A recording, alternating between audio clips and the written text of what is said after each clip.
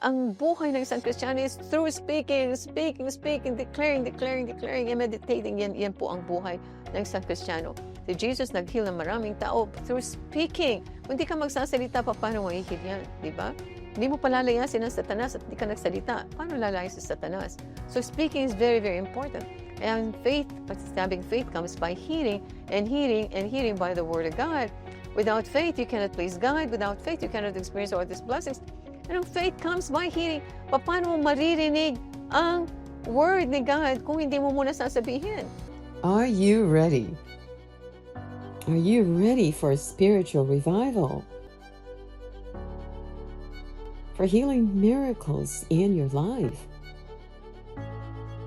For blessings and financial breakthroughs? Are you ready for a deeper relationship with God? Welcome to our program, Living the Blessing by Terry Chang Ministries.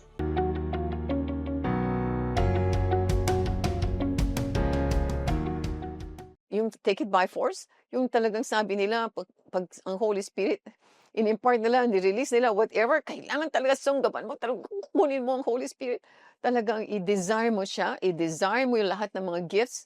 In Jesus' name, talagang ako'y pinakamaingay sa Araneta Coliseum. In other words, talagang ako yung sumisigaw ng sumisigaw. Ngayon, nung third day in Araneta, doon ang baptism in the Holy Spirit na magte-take place. Katulad yung mga gift of tongues, talagang i-practice yun na, tapos humingi kayo ng interpretation of tongues, because another gift of prophecy, it goes with tongues and interpretation of tongues. So, anyway, habang nagtatangsa, pwede kang mag-prophesy kung inihingi mo yan sa Panginoon, kasi you have to desire the gifts. So anyway, pagkatapos noon, hindi nagsisisigaw ako ngayon, tapos mayroong isang babae na linapitan ako. Kasi sabi niya, receive the Holy Spirit. Tapos sigaw ako ng sigaw, I receive the Holy Spirit, I receive. Ganyan ako ng ganyan. Paulit-ulit, sabi niya, sister, inistorbo ako. Tapos sabi ko, ano yun? Sabi ko, ano yun? Tapos sabi niya, that's not the way to receive. Sabi, anong ibig sabihin? You have to pray in tongues. Sabi ko, anong pray in tongues? Although tinuro sa amin, hindi ko naintindihan. I was just a few days born again. Tapos sabi niya, you have to speak. Tapos sabi niya, anong sasabihin ko? Tapos kung ano ang bibigay ng Holy Spirit sa iyo. Kasi He'll give you the utterance. All you have to do is give it a voice. Tapos sabi ko, ano sasabihin ko? Like, Sabi, oo, Like, bababa, oo, bababa. So, bababa. Tapos bigla na lang, bang! Ang baptism in the Holy Spirit. Na-baptize ako. Larabashakara shandara. Mga iba hindi naniniwala. Kasi marami na, matagal na silang Christians, and then they do not take this great privilege na kung saan parang ito ma-expedite yung mga purposes ni Lord sa buhay mo, ma-expedite. Because you literally develop a relationship with the Holy Spirit by doing that every day. At least 30 minutes a day to make it work. 30 minutes a day, nagugulat ka. Ibang-iba ang relationship mo sa Holy Spirit. Ibang-iba. And then, after that, bumalik ako sa bahay. Hindi natapos ang conference na ito sa bahay. Because I went on bended knees. Luhod ako talagang alarabas siya for many hours. And then I was asking the Holy Spirit, what is my destiny? Doon niya pinakita ang Terry Chang Ministries. So alam ko malaki ang plano, kasi 27 years ago. But I never really talagang focused on it kasi hindi ko alam kung paano. Hindi naman ako kilala, wala akong track record, paano ko lalabas bigla sa TV or online or something. Hindi naman marunong sa mga online. Hindi tayo marunong sa mga ganyan. Iisa lang ang kilala kong tao na marunong mag-pray at that time. It was my brother. Tapos napakahirap pa niyang tawagan. Ang tagal-tagal mong nagdadal sa hindi niya sinasagot ang phone. Paano akong mag-start ng ministry? Pero tingnan mo ngayon, Terry Chang Ministries reaches people all over the world. Amen. Hindi ko masasabing pero on the way kami. Kasi like itong ICGM na to, sabi ko nga, ICGM na to ay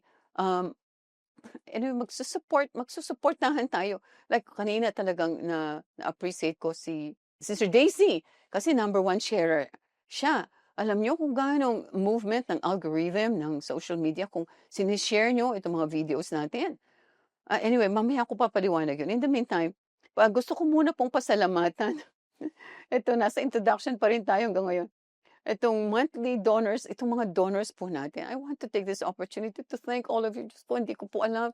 Minsan hiyang-hiya po ako na alam ni Lord yan. Hindi ko alam paano mag-react kasi nagbibigay sila sa TCM.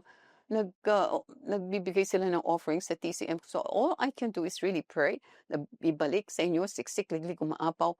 Each time, pag-pray ako, balik.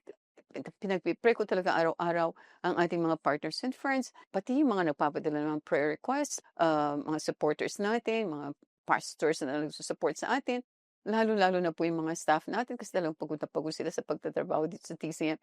So, anyway, gusto ko pong magpasalamat dito sa ating mga talagang valued na donors, friends and partners na mahal po kami at mahal na mahal namin sila. Maraming pong salamat sa lahat ng mga binigay niyo sa TCM, lahat po ng pagmamahal na pinakita niyo sa amin.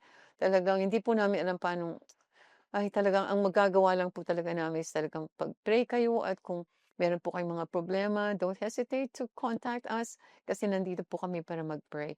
Anyway, Luke 16 verses 10 to 11, ano sabi niya? He who's faithful in what is least is faithful also in much, and he who's unjust in what is least is also unjust in much. Therefore, if you have not been faithful in the unrighteous mammon, who will commit to you, to your trust, the true riches? Ito po makikita natin kung ano ang gagawin ng Panginoon dito sa mga taong nagbigay na ito. Kasi sinasabi niya dito, kung hindi kayo mapagkatiwalaan sa maliit, paano kayong pagkakatiwalaan sa malaki? Hindi kayo pagkakatiwalaan sa maliit, paano ipagkakatiwala sa inyo ang true riches? Ang true riches, yan ang divine health and healing, financial prosperity, yan lahat ng mga sinasabi sa Bible. So, but the mere fact na nagbigay kayo, talagang ang tumatanggap po niyan in the spirit realm ay si Jesus mismo. Ang sinasabi sa Hebrews 7:8 na siya ang nagre-receive. Dito sabi niya ang tao nagre-receive, pero as we give it, ay ito ang nagre-receive ay si Jesus mismo. So nakikita po, alam niyo naman, omniscient siya, all-knowing, wala siyang omnipresent siya, wala siyang hindi nakikita. Alam niya lahat ng nangyayari. Proverbs 18:16 sabi niya, a man's gift makes room for him and brings him before great men. So asahan niyo, dahil nagbibigay kayo sa kaharian ng Diyos. Anong sabi niya? A man's gift makes room for him and brings him before great men. So, ang mamimit niyo mga malalaking tao, kasi yan ang tutulong sa inyo paano kayo magka-wisdom, paano kayong ma-fulfill yung kanyang calling, paano yung ma-receive yung mga blessings na yan. Revelation 22:12, anong sabi po nito? Behold, and Jesus was speaking here, sabi niya, I'm coming soon, and my reward is with me, to give to each one according to what he has done. So, ano sabi niya dito si Jesus? Bababa dito during rapture kasi it's talking of the second coming of Jesus. And my reward is with me. So may reward si Jesus. Dala-dala niya yung reward. Tapos sabi niya, to give to each one according to what he has done. Another translation, New King James Version, sabi niya, to give to everyone according to his work. Ano yung work na to? Ano ba yung work na to? So, ang ibibigay sa iyo palang reward ni Jesus is according to your work. Ito po hindi ibig sabihin na ikaw ay naglaba, ikaw ay nagtrabaho, ikaw ay nagplansya, ikaw ay naglinis ng bahay, yun ay work. No, hindi po yun ang work na pinag-uusapan dito because the word work here sa Greek is about the kingdom of God. Ano ang ginawa ni Jesus sa kaharian ng Diyos? Yan, so napaka-importante po ang pagbibigay ay kasama sa work sa kaharian ng Diyos. Kasi saan nyo ina-expect na kukunin ni God ang pag-sustain sa kaharian ng Diyos, sa purpose niya dito sa lupa, di ba? Yan ba, kukunin niya dito sa mga masasamang tao? No, kukunin niya sa mga anak niya. Bakit sa mga anak niya? Dahil gusto niya ang mga anak niya mag-prosper. Because what you sow is what you reap. If you do not sow, you do not reap. Amen. So sabi po niya sa Matthew 4:23-24, that's pertaining to the work that Jesus is talking about. Sabi niya, and he went throughout all Galilee, teaching in their synagogues and proclaiming the gospel of the kingdom and healing every disease and every affliction among the people. Yan ang work. Preaching the gospel and healing. Yan ang work. And verse 24, so his fame spread throughout all Syria, and they brought him all the sick, those afflicted with various diseases and pains, those oppressed by demons, those having seizures and paralytics, and he healed them. So yan po yung works So, tumutulong kayo, like dito sa TCM, tumutulong kayo magpalaganap ng gospel. At dito, through online, nakakapag-heal. Marami pong na-heal na ng mga tao. Marami na, alam nyo naman po, marami na nag-succeed, nag-prosper na mga members ng even ng ICGM. Amen. Tapos, like for example, raising up the dead is one work. Kaya kailangan tayo magre-raise up. Halimbawa, may namatay, subukan nyo kasi, alam niyo yung power, hindi naman yan magkakaroon ng manifestation ng power kung hindi nyo i-release. So, kailangan i-release mo kasi doon mo malalaman, ay, ganito pala yung mag-work ang power. So, kailangan mag-lay hands ka sa tao kung may sakit para makita mo kung hindi gumaling. So what? Hindi gumaling. Hindi naman ikaw nagpapagaling yan. Ginagamit ka lang ni God, ni Jesus Christ as a channel para gumaling ito because Jesus Christ is already in heaven. Si Jesus nasa heaven na, di ba? When he was on this earth, di ba? He became a human being, di ba? God siya. He became a human being. Siya ay may katawan, may human body. Kasi ano siya, he was born of the Virgin Mary, but he was conceived by the Holy Spirit. So, kaya lang yung body na yan ay ascended into heaven and it's now seated at the right hand of the Father. It has become a glorified body. So, wala nang body dito si Jesus. So, sino lang ang body? Sinong gagamitin niya yun? Ang body of Christ. And you're part of the body of Christ. Amen. So, kailangan gagamitin mo yung katawan mo na yan, gagamitin mo yung mind na yan, gagamitin mo yung spirit mo para i-release ang power ng Holy Spirit to bring about healing sa mga taong may sakit. Or yung mga namatay dyan, subukan nyo kasi ako, I was able to raise 3 people from the dead. 3 tao na. Can you imagine? Namatay na. Yung isang binanggit ko po recently, isang pastor. I was preaching dito sa Cuneta Astrodome. And there were so many thousands and thousands of people around. Dito sa center nitong the Astrodome, itong center dito, nandun lahat nakaupo yung mga pastors. And there were about 450 pastors and spiritual leaders dito sa center. Pagkatapos dun sa mga first, second floors, whatever, nandun na po lahat ang mga members nitong church na to pagkalaki-laki all over the world. Nagpuntahan dito for their anniversary. Pagkatapos, bigla na lang pong dito test ng Panginoon talagang dito sa ating buhay, panay test, itingnan niya kung ikaw ay susunod. Kung if you remember, talaga bang nagtitest ang Holy Spirit? Of course, nagtitest. Sabi niya, He led Jesus Christ into the wilderness to be tempted by Satan. Diba? Titingnan niya, anong gagawin ni Jesus as He's being tempted by Satan? Siya ba ay magsusuccumb sa temptation ni Satan? Or hindi siya magsusuccumb? At alam po natin ang story, di ba? Hindi siya nagsuccumb kay Satan, lumaban siya kay Satan, hindi siya nakipagbakbakan, but he spoke the word. Diba? He spoke the word. Ang buhay ng isang Kristiyano is through speaking, declaring, and meditating. Yan po ang buhay ng isang Kristiyano. Si Jesus nag-heal ng maraming tao through speaking. Kung hindi ka magsasalita, paano mahihil yan? Diba? Hindi mo palalayasin ng Satanas at hindi ka nagsalita. Paano lalayasin sa Satanas? So speaking is very, very important. And faith, having faith comes by hearing, and hearing by the word of God. Without faith, you cannot please God. Without faith, you cannot experience all these blessings. And faith comes by hearing. Paano mo maririnig ang word ni God kung hindi mo muna? So you have to speak the word and speak the word and speak the word. And then your ear hears the word and hears the word and hears the word. And then, andyan na ang blessing. Because naniwala na itong mind. Kasi kalaban natin is the mind. Dahil hindi naniniwala to. So, nangyari po dito sa Cuneta Astrodome ay merong mga demonyo, parang mga monkeys silang maliliit. Alam niyo, maraming mga manifestations, mga evil spirits, mga demonic, satanic spirits na maliliit. Na ganyan lang kaliliit, tapos tinatakpan yung mata ko. So, hindi ako makapag-preach. And then, yung mga camera crew sa huge church, napansin nila, yeah, what's going on with Pastor Terry? Hindi naman siya dating ganun. And it's true, hindi naman ako dating ganun. Na ginaganyan-ganyan ko kasi hindi ko makita yung mga tao. And then all of a sudden, may nakita akong isang image na pagkalaki-laki niya, parang 3 floors tall, nakakatakot ang itsura, and nasa likod ng senior pastor. Siya pala ay si Satan. Kasi nung tinanong ko sa Holy Spirit, sino po ba yun? Bakit merong ganyan? Tapos sabi niya, si Satan yan. And nandun siya sa likod ng pastor, so I knew already merong problema ang church na to.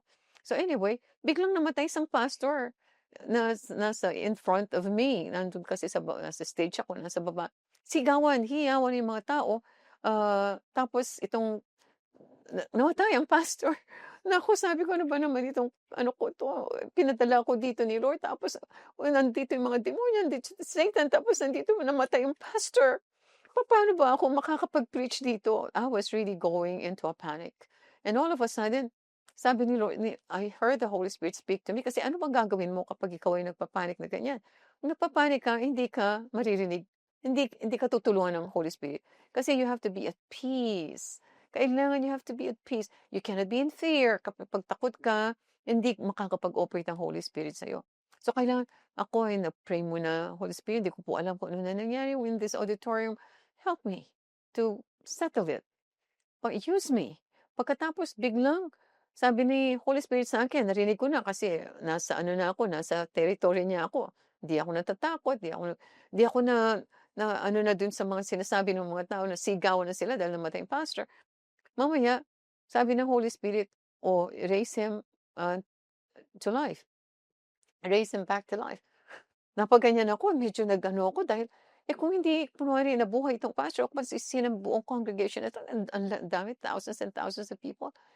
Tapos, hindi ako kumikilos, I was praying. Tapos biglang, humipo sa akin na ganyan dito. Tapos bigla akong natilapo. It was the power of the Holy Spirit.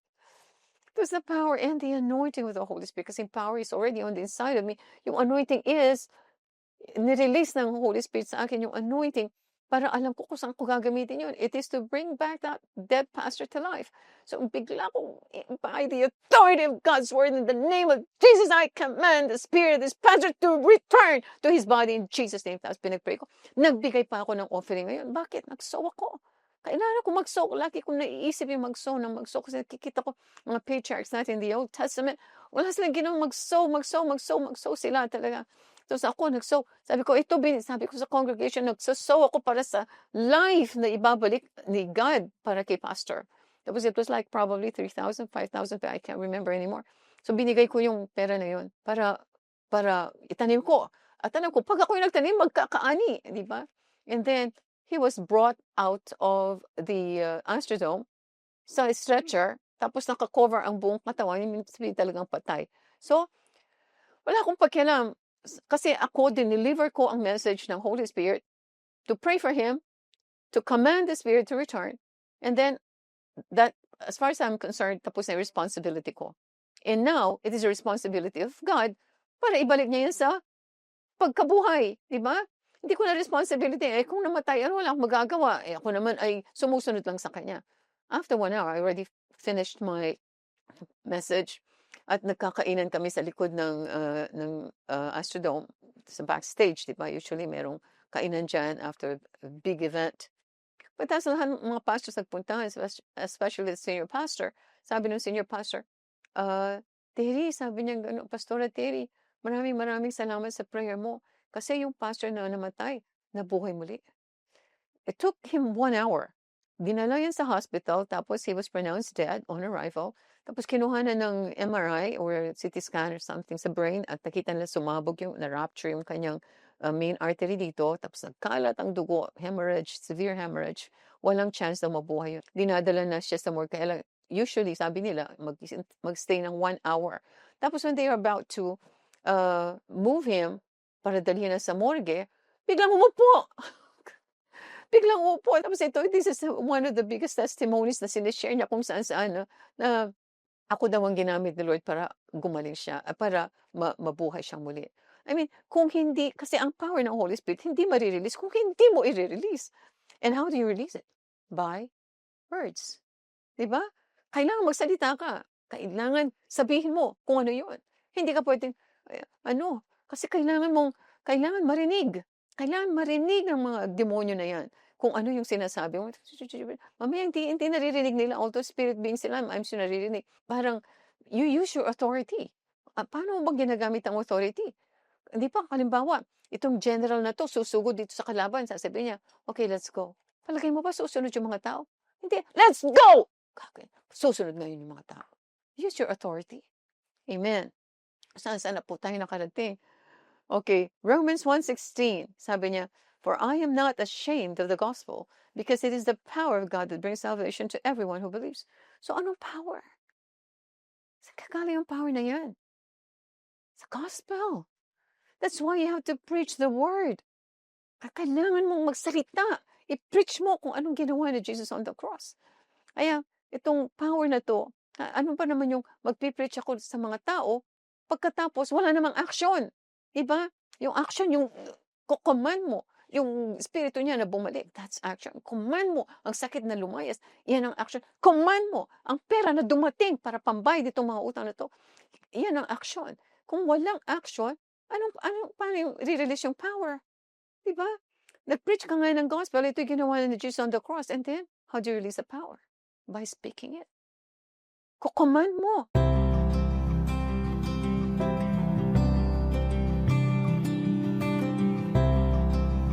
Sa mga nais pong sumulat, magbigay ng testimony, or may prayer request, isa pong malaking karangalan na kami makapaglingkod sa inyo. Kayo po ay maaaring pumunta sa aming website sa www.terrychang.org. Inuulit ko po, www.terrychang.org. Maraming salamat po. Hi, si Pastora Terry Chang po ito. Nawa po ay na-bless kayo sa mensahe ng Panginoon para sa araw na ito dito sa aming programang Living the Blessing ng Terry Chang Ministries. Ang sabi po sa John 8:32, "You shall know the truth, and the truth shall set you free." Kung gusto mo ng kalayaan, tatanggapin mo si Jesus at ililid kita dito sa prayer na to. Your life will never be the same again. Dadaloy ang kanyang buhay, ang kanyang presensya sa lahat ng areas ng iyong buhay. So, ipikit mo ang iyong mga mata kung ikaw ito at ililid kita dito sa prayer. And pray it from the heart as if it is your own. Heavenly Father, patawarin niyo po ako sa lahat ng aking mga kasalanan. Marami pong salamat sa pagpapatawad ninyo. Jesus, kailangan kita. Come into my life and be my Lord and Savior.